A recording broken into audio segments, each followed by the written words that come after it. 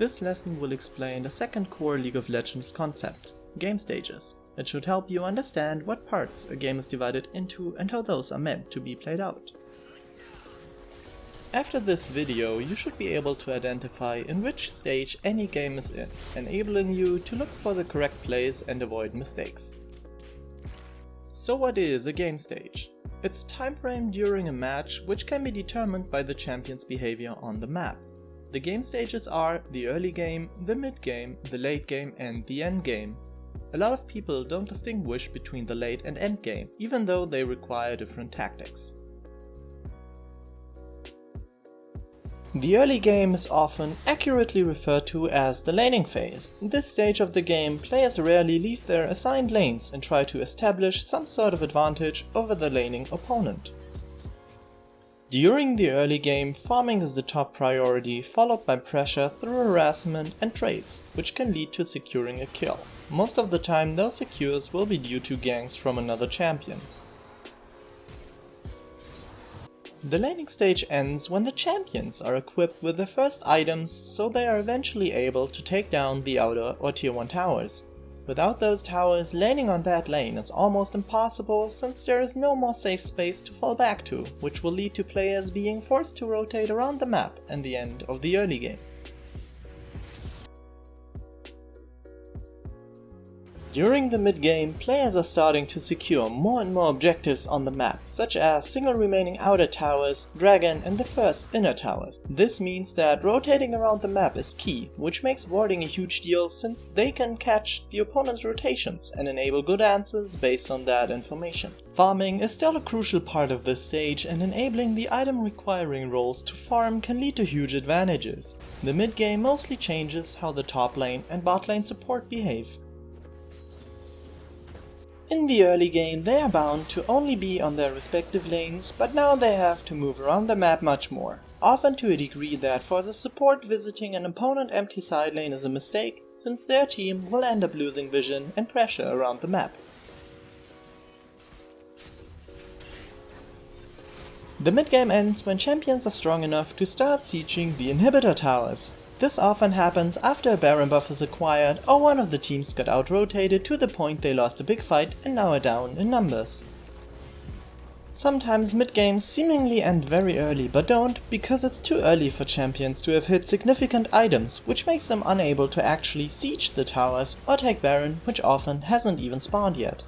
In those cases, a team should just keep up good vision while farming up and avoid the inhibitor towers until they are strong enough for the siege, or wait for the Baron to be taken or at least spawn. This is true even if the team is able to destroy an inhibitor very early, so the mid-game can still go on afterwards. Just keep asking yourself, can we siege towers or take Baron? If the answer is no, you should just farm up, don't try to siege those towers, and wait for map objectives to spawn, which you will be able to take due to superior map control.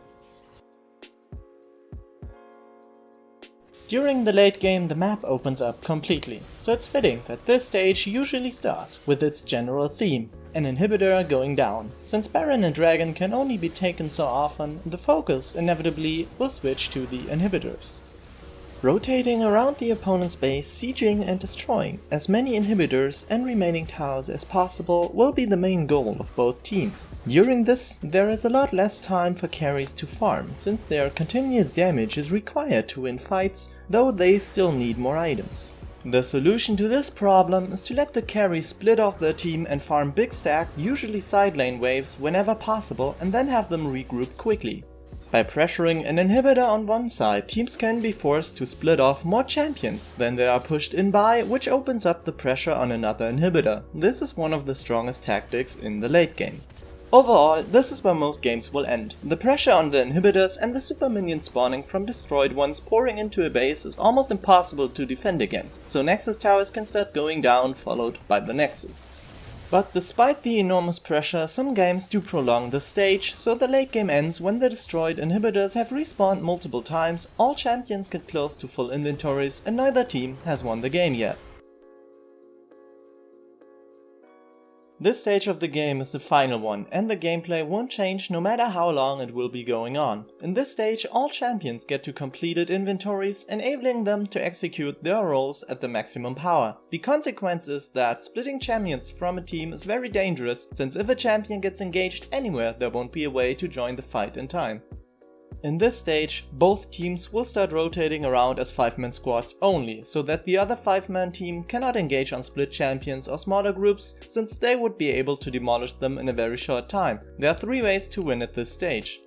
The first way is to find a great engage on the opponents, so that in the following fight they cannot execute their roles properly. The second way is to out-rotate the opponent's team by making them overcommit to a location or objective on the map, which lets the team take a better objective and snowball the game from there. And the third way is the one everyone should always have in mind but never try to force: the good old backdoor. The problem with backdoors is that if the opposite team defends it, they will have one more alive member, which means they can walk over their opponents afterwards. Similarly, the backdooring team can be engaged on in a 5 against 4, which is a fight they will also lose. But if a team loses a fight or a rotation, this is often a way of stealing the game from a team with an advantageous position, which means that a disadvantaged team should be looking to backdoor their opponents, and the team who gained an advantage should always prevent a backdoor from happening in their base. Sometimes teams engage fights to mask their backdoors, in which case the engaged on team should just finish the fight, then recall, instead of trying to recall during it and having the recalls cancelled. Now go ahead, use this lesson on game stages in your matches. Have fun, enjoy the game, and I'll play you on the Rift.